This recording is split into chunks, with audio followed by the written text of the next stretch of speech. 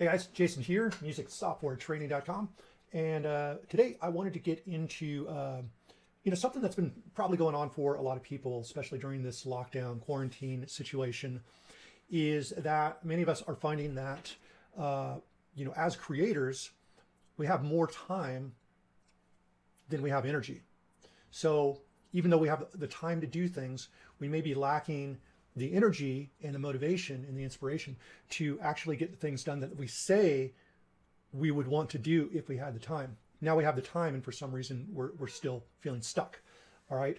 And the issue is, I think a lot of people are going through, some sorts of depression, from the isolation and, all the things that kind of go with it.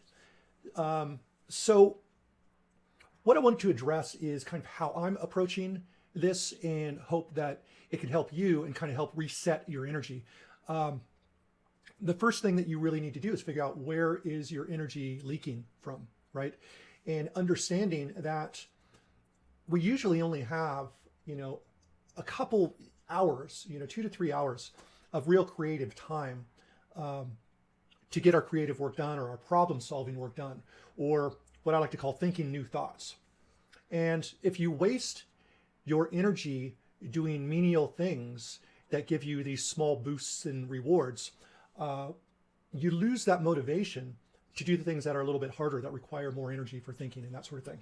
So with that, I've decided to experiment with dopamine detox, or a dopamine fast, if you will. And what this means is I'm trying to remove all my unhealthy compulsions that I do throughout the day and into the night that give me a certain sense of reward for doing essentially nothing. See, here's the thing: is our motivation runs on dopamine. When we do something productive, we get kind of a dopamine boost. But with this new era of the internet and social media and all this information that we have full access to, we are getting rewarded for things that don't mean anything. We're feeling rewarded because people liked our cat video. We're feeling rewarded because we got in a disagreement with someone in the comments and we won the argument or something like that, right? There's loads of different social media things. It's mainly the checking back for a reaction to anything that we do. Receiving a comment, receiving a like, someone sharing what you do, getting a text message, getting a messenger message. And there's loads of other ways that we deplete ourselves of dopamine, with junk food, watching movies, addiction to video games, sexual addictions, you name it, right? So with my detox, I'm trying to remove a lot of that stuff, and that includes what we'll call flogging the dolphin or punching the clown. So I've been going without doing that to kind of keep my energy from leaking, try to give me more energy to do the things that are productive. So instead, I'm getting a dopamine boost from exercise, from meditation, from cooking something healthy, from getting stuff on my to-do list done for work and for creative means, right? So the problem with these dopamine boosts is that we tend to repeat these things that give us quick rewards. And we're not patient enough to wait for a bigger and better reward. And when we get enough small rewards, we get flooded with so much dopamine that even the reward for doing something that really means something creatively or work-wise feels empty, right? Because it's not giving us the same amount of dopamine boost. So we need to reduce the amount of dopamine that we're leaking doing these menial tasks so that when we actually do something productive and get that reward, it starts to feel good to us again, instead of just so-so, right? And that's the problem with people that have their addictions, whether it be porn addictions or drug addiction, is you get such a release of dopamine that normal life stuff just seems really drab. And this can kind of lead to depression and things like that. And it can also lead to the compulsion of repeating these things that give us a quick, big dopamine boost, okay? So the things that I am really practicing here for myself is, first off, restrictions. Okay, so I've been restricting myself from using my phone for the most part until the afternoon, right? So no checking my phone, no checking the email, no checking for messages, no scrolling through Facebook, no scrolling through any social media. That's off the table. Okay, no junk food. At least till later. Like, I may give myself a junk food reward, but it's usually a small one, and I'm not giving myself these rewards during times that I need to be more productive. Okay, in fact, until the afternoon, I'm not really even eating. You know, I'm drinking tea or water. Sometimes I'll make myself a smoothie of some sort. Everything's pretty much liquid until the afternoon, and that just keeps the digestive system clean, so it doesn't drain me of my energy. Some people do fine eating and still having energy. I'm just not one of those people.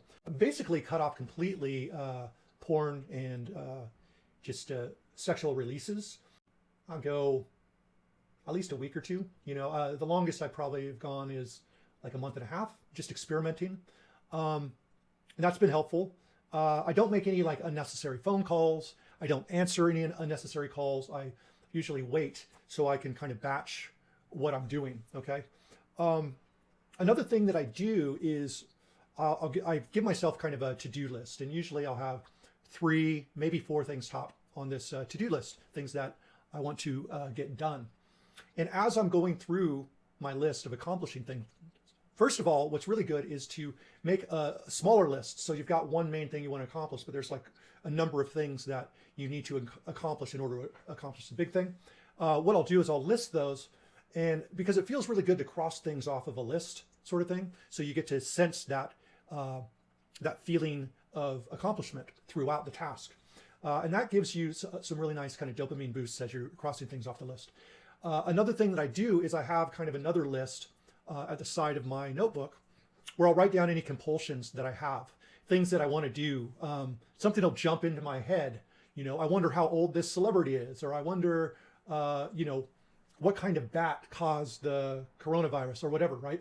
Or I get some conspiracy theory thing in my head, and I immediately want to just find the answer, but it's really not essential at all. It's just a distraction.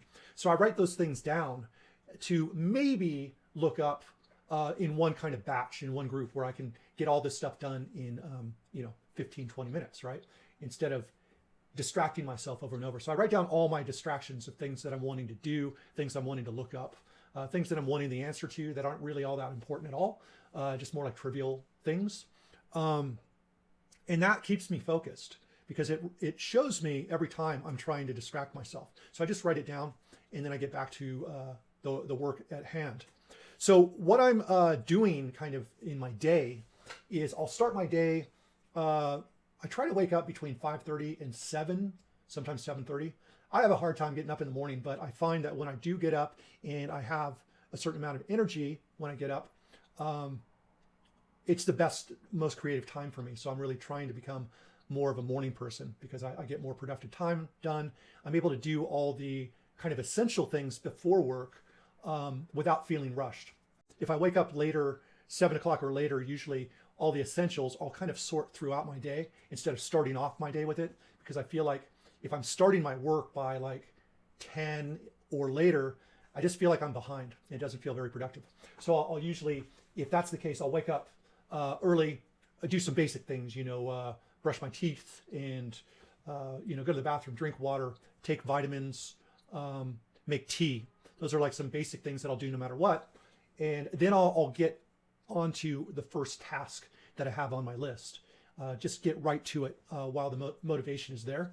And then throughout the day, I'll make sure to put in time for meditation, do some exercise or some yoga. I try to, during breaks, go outside and be in the sun, stand barefoot on grass. That's really helpful for grounding yourself and removing bad energy basically from you, you know, either from cell phones or online or just all the stuff that's happening. Yeah, just standing in grass can remove that really, really quickly. And it really does feel better. So that, and then of course showering as well. And oftentimes I'll need to shower before I do my main task if I'm going to be on camera. Otherwise I'll wait till that task is completed and then I'll go through that. But ideally, I get the making tea, drinking water, taking my vitamins, meditation, yoga or exercise, and showering, brushing my teeth, all that stuff done before I start my day, you know. So the earlier I get up, the easier it is for me to do that and still feel the motivation to sit down and get my work done, because that feels like a great accomplishment. Otherwise, like I said, I'll spread those essentials out through the day, but I'll start with a work task first off. So for example, I'm making this video now. After I do this video, I'll probably do another work task, and then I'll come back and take some time to do, you know, the yoga, exercising sort of thing, and meditation. Okay. So what I try to do work-wise is I try to put in 3 to 4 hours of work. Ideally, it would be 7 to 11 or 8 to noon. So I try to go through. Now, I do give myself breaks, and sometimes just sitting at the computer doing work for that amount of time doesn't work that well for me.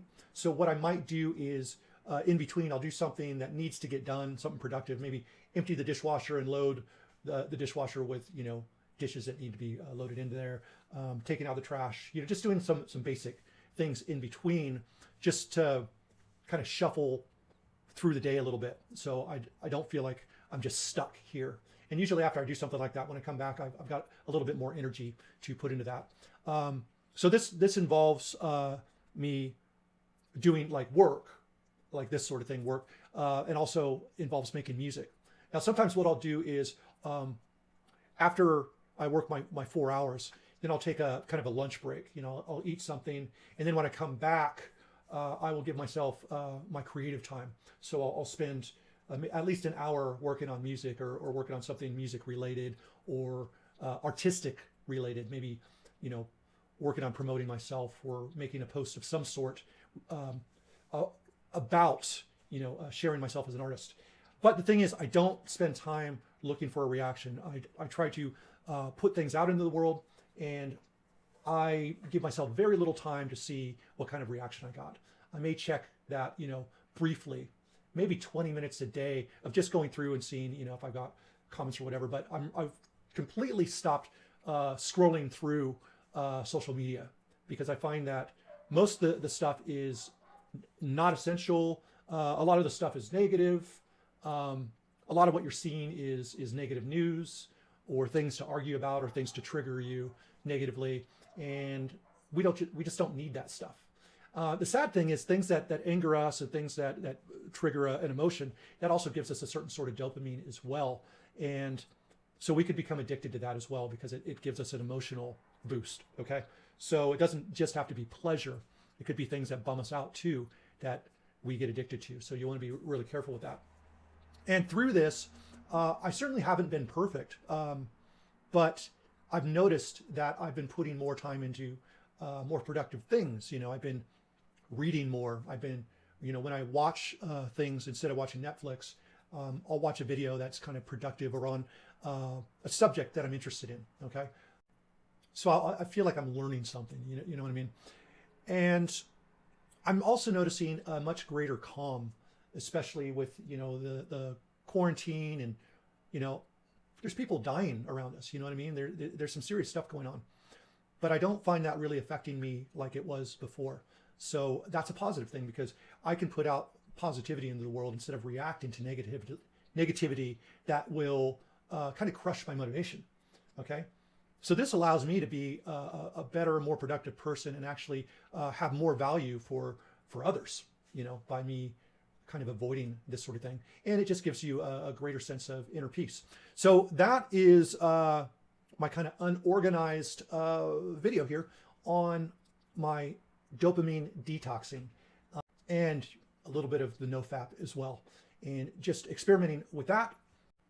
I've been taking time to cook things and experiment with recipes and things like that. So that's kind of, I'm getting a kind of a fix from that as well. It's just really amazing when you drop the stuff that's kind of artificial from your life and allow yourself to go through periods of boredom, you know, until you reset your dopamine levels to something normal. It's amazing how much better you feel and how much more you can get accomplished, because that motivation to accomplish something real comes back. So that's it, guys. I hope that you are able to take this and use it in your own lives. With that, I conclude. Take care, guys. Have a fantastic one. Bye-bye.